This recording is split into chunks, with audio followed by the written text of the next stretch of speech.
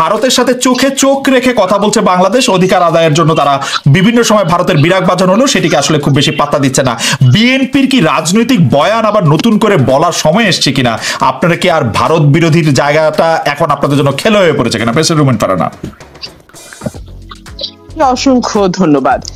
দেখুন, আমি যখন আজকে আলোচনায় বসছি, আমি কিন্তু ধরে নেব একটা স্বাধীন সার্বভৌম রাষ্ট্র হিসেবে, বাংলাদেশের একজন রাজনীতিবিদ হিসেবে বসছি, পশ্চিমবঙ্গের নয়। First of all.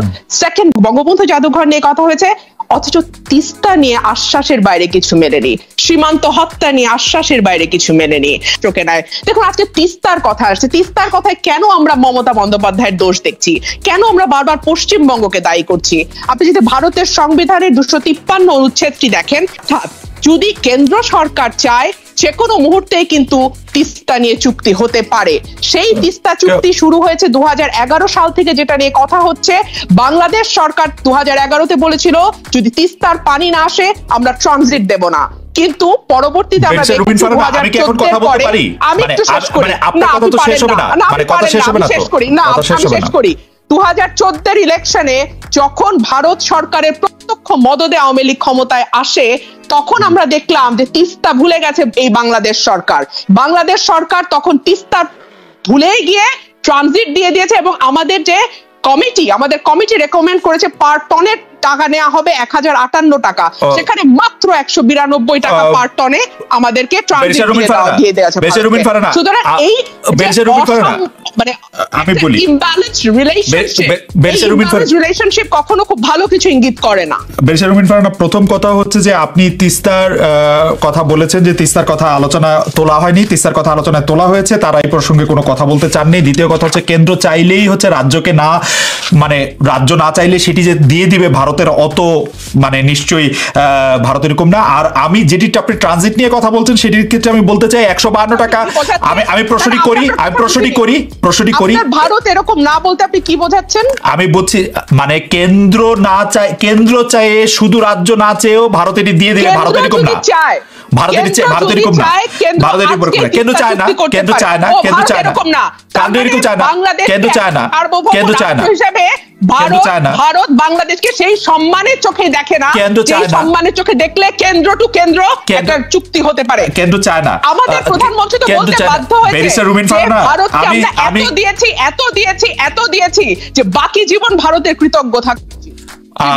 আমার কাছে আমি যেটি জানতে চাইছি যে আপনারা এরকম করে যে একটি ভারত বিরোধী রাজনীতির জায়গায় মানুষকে নিয়ে যান, সেটির মধ্যে আসলে কতটা সারবত্তা থাকে? ট্রানজিটের কথা আপনি বলেছেন, হ্যাঁ অসত্য বলেছেন, আপনি বলেছেন যে এটি নিয়ে কথা হয়েছে, এটি নিয়ে আলোচনা হয়নি, অথচ এখানে করোনা ভাইরাস নিয়ে কথা হয়েছে, ভারত ব্রিক্স এর মধ্যে বাংলাদেশ অন্তর্ভুক্তির কথা বলেছে, আশ্বাস পাচ্ছি আমরা বহু বছর ধরে, অনলি আশ্বাস। আর কি থাকবে সেটার মধ্যে, কথার মধ্যে আর কি থাকবে? মানে নরেন্দ্র মোদী কালকে বলেছেন সীমান্তে আর তিনি আর কোনো হত্যা দেখতে চান না। তিনি আর কি বলতেন?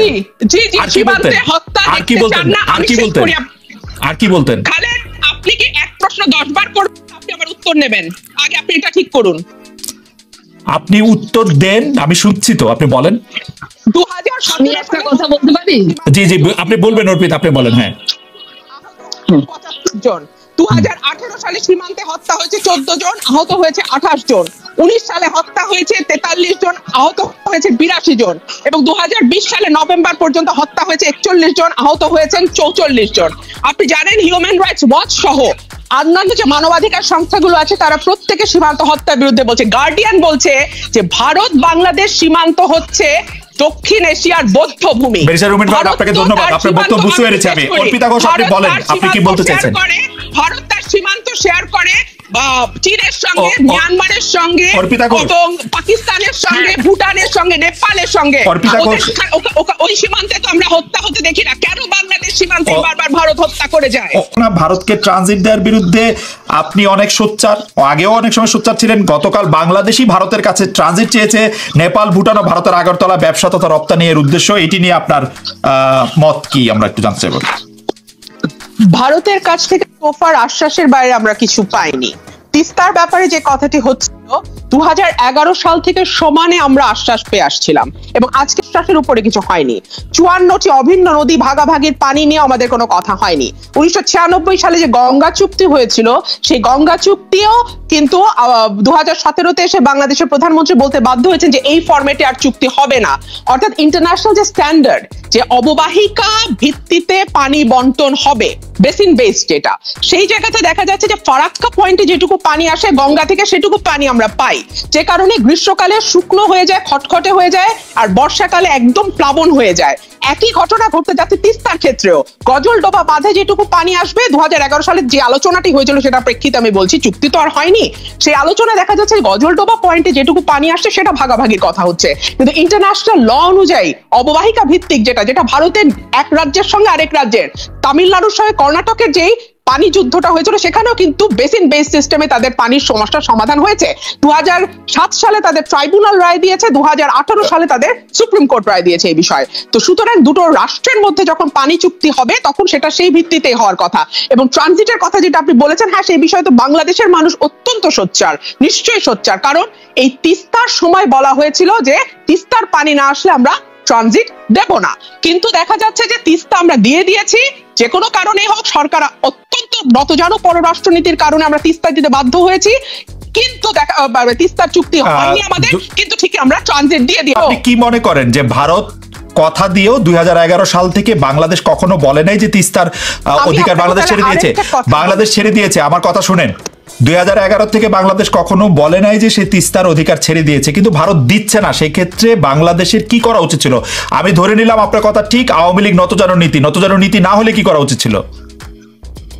নতজানু নীতি না হলে বাংলাদেশ যে একটির পর একটি ভারতকে ছাড় দিয়ে গেছে, ট্রানজিট দিয়েছে, ভারতের সমস্ত পণ্য বাংলাদেশে অবাধে ঢুকতে পেরেছে, ভারতের চ্যানেলগুলো চলছে, ভারতের ব্যাপারে ফেনী নদীর পানি দিয়ে এসছে বাংলাদেশের প্রধানমন্ত্রী গিয়ে, এবং যেই চুক্তিগুলো হচ্ছে গত 3টি বৈঠকে যে চুক্তিগুলো আমরা দেখতাম তার একটাও কিন্তু সিগনিফিকেন্ট না।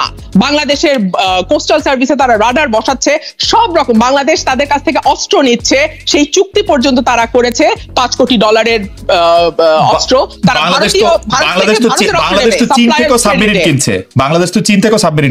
চীন থেকে নিচ্ছে, কিন্তু আমাদের বুঝতে হবে যে আমরা ভারত থেকে কি পাচ্ছি, এটা কি সমভিত্তিতে হচ্ছে কিনা। আর একটা বিষয় বুঝতে হবে যে বাংলাদেশের 3 দিক বেষ্টন করে আছে ভারত, ভারত কিন্তু বাংলাদেশকে একেবারে ঘিরে রেখেছে।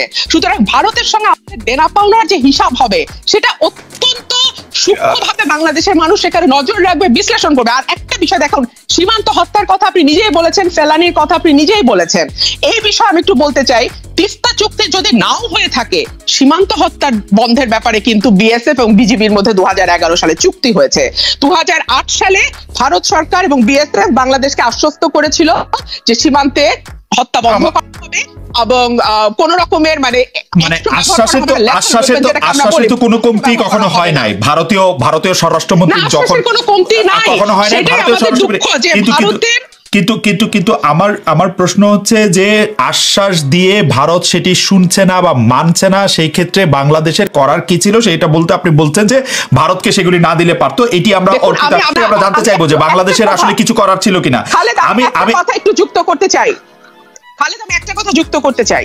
দুটো দেশের প্রধান যখন দুটো রাষ্ট্রের স্বার্থ নিয়ে বসে তখন তাদের প্রায়োরিটি কি আছে সেটা তাদের সেট করতে হবে। মুশকিল হচ্ছে বাংলাদেশ সরকারের প্রায়োরিটি 2014 সালে ছিল ক্ষমতায় থাকা, সেই কারণে তারা সুজাতা সিং এর সাহায্য নিয়েছে, সেই কারণে আমরা দেখেছি যে সালমান খুরশিদ তার বইয়ে লিখতে বাধ্য হয়েছে, এমনকি প্রণব মুখার্জি কোয়ালিশন গভর্নমেন্টে, তার আমি বইয়ের নামটা ভুলে গেছি, সেইখানেও তারা স্বীকার করেছে যে বাংলাদেশের নির্বাচনে একটি বিশেষ দলকে সাহায্য করবার ছাড়া ভারতের হাতে আর কোনো মানে seriously barrister Rubin Farhana, BNP এখনো এরকম মনে করে যে ধরেন কালকে ইন্ডিয়া ঠিক করলো যে বিএনপি মানে বিজেপি 2014 সালে আমি বলি আপনার কথা শেষ করি, আমি আমার কথা শেষ করি, তারপর আপনি বলবেন। 2014 সালে সুজাতা সিং বাংলাদেশে এসে কেন কেন হোসেন মোহাম্মদ এরশাদ সহ বড় বড় সকল নেতার এখানে দৌড়ঝাঁপ করলেন এবং হোসেন মোহাম্মদ এরশাদকে বাধ্য করলেন নির্বাচনে অংশ নিতে? আমি আপনার কাছে প্রশ্নটা রেখে গেলাম। আপনি কি মনে করেন আমি এই ধরনের প্রশ্ন রেখে গেলাম? আমি এরকম এইসব ষড়যন্ত্র আমি বিশ্বাস করি না, কিন্তু আপনি আমার প্রশ্নের উত্তর দেন যে আপনার কাছে কি মনে হয় যে বিএনপি চাইলে মানে ভারতের সরকার চাইলে বিএনপিকে ক্ষমতায় বসায় দিতে পারবে? এটা বিএনপি মনে করে, রাইট?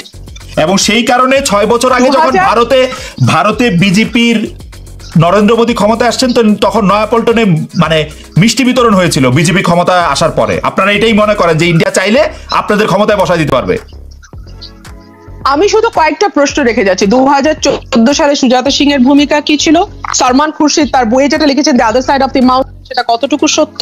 প্রণব মুখার্জিটা লিখেছেন দ্য কোয়ালিশন ইয়ার্স, সেটা কতটুকু সত্য? সেখানে তারা যা লিখেছেন, এবং সুবীর ভৌমিক পরবর্তীতে যে কথাটি লিখেছেন সেগুলো কতটুকু সত্য? সেই প্রশ্নগুলো আমি রেখেই যাচ্ছি, কারণ এই প্রশ্নগুলো বাংলাদেশের মানুষের মনে আছে।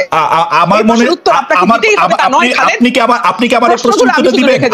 আপনি কি আমাকে এই প্রশ্ন উত্তর দিবেন? আপনি মনে করেন যে ভারতীয় সরকার চাইলে বিএনপি কে ক্ষমতায় বসাতে পারে, সেই জন্য আপনারা বিজেপির ক্ষমতা আরোহণে মিষ্টি খান? আমি বিজেপির ক্ষমতা আরোহণে বিএনপি বলে না, বিজেপির ক্ষমতা আরোহণে শুধু বিজেপি কেন, বিশ্বে যে কোনো দেশে নির্বাচনে যদি নতুন সরকার গঠিত হয় থাকে বিশ্বের সকল দেশই অভিনন্দন জানায়। বিজেপির অমিত শাহ আপনাদের ফোন করেছে বলে মিথ্যাচরণ করেন। আপনি যা যা বলছেন, দেখুন আপনি এগুলো যা যা বলছেন সেগুলো একেবারেই প্রোপাগান্ডা, একেবারে আওয়ামী লীগের প্রোপাগান্ডা। এগুলোর উত্তর দেওয়া আমি যোগ্যই মনে করি। বিজেপি ক্ষমতা আসার পর আপনারা মিষ্টি খান নাই? এই মিষ্টি খাওয়া খাওয়ি নিয়ে যা বলছেন এগুলো একেবারে আওয়ামী প্রোপাগান্ডা। বিজেপি ক্ষমতা আসার পরে আপনারা অভিনন্দন জানান নাই? সাধারণ মানুষ যে প্রশ্নগুলো করে, সাধারণ মানুষের প্রশ্ন তো সকল দেশই সকল রাজনৈতিক দলই অভিনন্দন জানিয়েছে। মানে বিজেপি ক্ষমতা আসলে মিষ্টি খাইছে, বিশ্বের সকল রাজনৈতিক দল বিজেপি ক্ষমতা আসার পরে মিষ্টি খাইছে। বিজেপি ক্ষমতা আসার পরে সকল রাজনৈতিক দল মিষ্টি খাইছে। আমি অসংখ্য ছবি দেখছি টেলিভিশনে যে আপনারা মিষ্টি খাচ্ছেন। মিষ্টি আমাদের অফিসে পর্যন্ত মিষ্টি পাঠানো হয়েছে বিজেপি জেতার পরে। উন্নয়ন করতে হবে, যেমন ভারতের পররাষ্ট্রমন্ত্রী বা ভারতের মন্ত্রী পর্যায়ের লোকজন আসলে আপনারা দেখা করতে যাচ্ছেন। বেগম খালেদা জিয়া প্রণব মুখার্জির সাথেও দেখা করতে রাজি হন নাই, কিন্তু তারপরে ভারতীয় অন্য নেতৃবৃন্দের সঙ্গেও তিনি দেখা করার জন্য অনেক দূর পর্যন্ত গেলেন। এখন কি আপনারা মানে আপনাদের রাজনীতিটা ভারতমুখী করে তুলবেন, নাকি যে আপনারা ভারতের অনেক বেশি প্রিয় হইতে চাবেন? কি করবেন আপনাদের রাজনৈতিক লক্ষ্যটা একটু যদি বলেন আমাদের।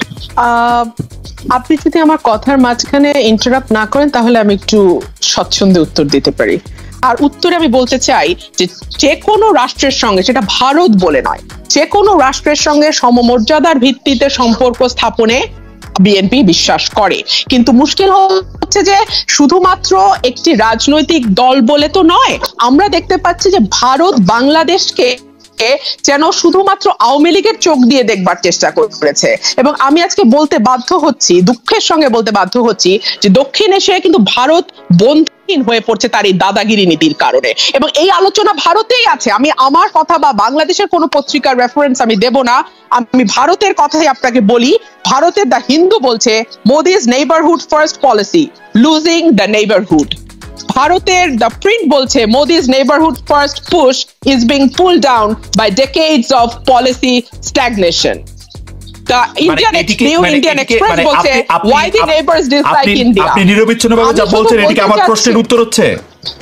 প্রশ্নের উত্তর হচ্ছে না, এটা আপনার প্রশ্নের উত্তর হচ্ছে না। আমি শুধু এটুকুই বলতে চাচ্ছি যে আপনি ভারতের ব্যাপারে বিশেষভাবে যে নীতির কথা বলছেন, বাংলাদেশ এককভাবে কোনো দেশের ক্ষেত্রে কোনো বিশেষ নীতি নিচ্ছে না। আমি বাংলাদেশের নীতির কথা জানতে চাই নাই, আমি বিএনপির নীতি সম্পর্কে জানতে চাইছি। বিএনপির নীতি সম্পর্কে জানতে চাইছি। জি বিএনপি কোনো বিশেষ দেশের সঙ্গে বিশেষ নীতি নিচ্ছে না। বিএনপি অন্যান্য দেশের সঙ্গে সমমর্যাদার ভিত্তিতে যে বন্ধুত্বের কথা বলে, ভারতও তার ব্যতিক্রম। যে বিএনপির প্রধান ভারতের রাষ্ট্রপতির সঙ্গে দেখা করতে যান না, সেই বিএনপির প্রধান ভারতের তার চেয়ে অনেক অধস্তন লোকদের সঙ্গে দেখা করতে যান কি করে? তাহলে চেঞ্জ হয় নাই কোনো কিছু? দেখুন, যে কারণে তিনি রাষ্ট্রপতির সঙ্গে দেখা করেন নাই সেই কারণ কিন্তু তিনি নিজেই ব্যাখ্যা করেছেন।